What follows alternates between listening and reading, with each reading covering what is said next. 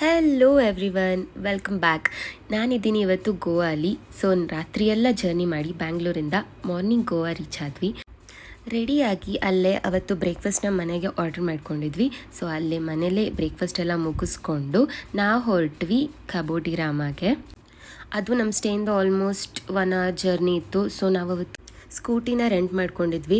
ಯಾಕೆ ಅಂತ ಗೊತ್ತಿಲ್ಲ, ಸಿಕ್ಕಾಪಟ್ಟೆ ಬಿಸಿಲಿತ್ತು. ಫುಲ್ ಎಲ್ಲರೂ ಪ್ಯಾಕಪ್ ಆಗಿದ್ದೀವಿ. ನೀವು ನೋಡಿದ್ದೀರಾ, ನಾವು ಆಲ್ಮೋಸ್ಟ್ ಮನೆ ಬಿಟ್ಟಾಗ 10-11 ಆ ರೇಂಜಿಗಾಗಿತ್ತು. ಇಲ್ಲಿ ನಾವು ಚರ್ಚ್ ಒಳಗೆಲ್ಲ ಏನು ಹೋಗಲಿಲ್ಲ, ಮತ್ತು ಅಲ್ಲಿ ಫೋರ್ಟ್ ಕೂಡ ಇತ್ತು, ಅಲ್ಲೂ ಹೋಗೋಕ್ಕಾಗಲಿಲ್ಲ. ಯಾಕಂದರೆ ಸಿಕ್ಕಾಪಟ್ಟೆ ಬಿಸಿಲಿದ್ದರಿಂದ ಫಸ್ಟು ಹೋಗಿ ನೆರಳಲ್ಲಿ ಕುತ್ಕೊಂಡು ಬಿಡೋಣ ಅನ್ನಿಸ್ತಿತ್ತು. ಹಾಗೆ ಕಬೋಡಿರಾಮ ಫೋರ್ಟ್ ಒಳಗಿಂದ ಹಂಗೆ ಸ್ಟ್ರೇಟ್ ಬಂದರೆ ಅಲ್ಲಿ ಒಂದು ವ್ಯೂ ಪಾಯಿಂಟ್ ಇದೆ. ಅಲ್ಲಿ ಸಣ್ಣದ ಪಕ್ಕದಲ್ಲೇ ಒಂದು ಸಂದೆ ಥರ ಏನೋ ಜಾಗ ಕೊಟ್ಟಿದ್ದಾರೆ, ಅದರಿಂದ ಇಳಿದೋಗ್ಬೇಕು. ಅದಂತೂ ಕ್ರೇಜಿ ಆಗಿತ್ತು. ಸ್ಟೆಪ್ ಬೈ ಸ್ಟೆಪ್ ಥರ. ಆ್ಯಂಡ್ ಈಚ್ ಸ್ಟೆಪ್ಪಲ್ಲೂ ಕೂಡ ಒಂದು ಫೋಟೋಜೆನಿಕ್ ವ್ಯೂ ಸಿಗತ್ತೆ, ಫೋಟೋ ತೆಗೆಸ್ಕೋಬೋದು. ಮೊದಲೇ ನಾವು ಹೋಗಿದ್ದು ಗರ್ಲ್ಸ್ ಟ್ರಿಪ್, ಸೊ ಪಕ್ಕಾ photos R mandatory.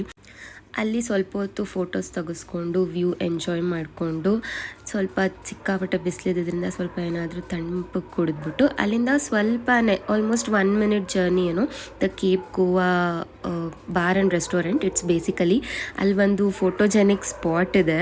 So it's a overhyped photo spot. So ಅಲ್ಲಿ ಎಲ್ಲರೂ ಫೋಟೋ ತೆಗೆಸ್ಕೊಂಡ್ವಿ. ಅಲ್ಲಿ ಜಾಸ್ತಿ ಹೊತ್ತೇನಿರಲಿಲ್ಲ. ನೆಕ್ಸ್ಟು ನಾವು ಕೋಲಾ ಬೀಚ್ಗೆ ಅಂತ ಹೊರಟ್ವಿ. ಆನ್ ದ ವೇ ಆಲ್ಮೋಸ್ಟ್ 2:33 ಆಗಿತ್ತು. ಸೊ ಸಿಕ್ಕಾಪಟ್ಟೆ ಹೊಟ್ಟೆ ಹಸಿತಿತ್ತು. ಅಲ್ಲೇ ಒಂದು ಸೋನೆಕಾ ಕೋಲಾ ಅಂತ ನಿಯರ್ ಕೋಲಾ ಬೀಚ್ ಒಂದು ರೆಸಾರ್ಟ್ ಇತ್ತು, ಅಲ್ಲಿ ಊಟ ಮಾಡೋಣ ಅಂತ ಹೋದ್ವಿ. ಬಟ್ ಊಟದ ಪಿಕ್ಸ್ ನಂಗೆ ಅಷ್ಟೊಂದು ತಗೊಳಕ್ಕಾಗಲಿಲ್ಲ, ಎಲ್ಲ ವೆಜ್ ಆರ್ಡ್ರ್ ಮಾಡಿದ್ದು. Food was so good. ಅಲ್ಲಿಂದ ಚೆನ್ನಾಗಿ ಊಟ ಮಾಡಿಕೊಂಡು ಅದೇ ಕೋಲಾ ಬೀಚಲ್ಲೇ ಬ್ಯಾಕ್ ವಾಟರ್ಸ್ ಅಂತ ಇತ್ತು. So it's well known for ಕಾಯಕಿಂಗ್. ಅಲ್ಲಿ ಕಾಯಕಿಂಗ್ ಮಾಡಿದ್ವಿ, ಸಿಕ್ಕಾಪಟ್ಟೆ ಮಜಾ ಇತ್ತು. ಆ್ಯಂಡ್ 1 ಬೋಟ್ಗೆ ನಾವು 800 ಹಿಡಿದ್ರು, ಬಾರ್ಗೇನ್ ಮಾಡಿ 1 ಬೋಟ್ಗೆ 500 ಮಾಡಿಸಿದ್ವಿ.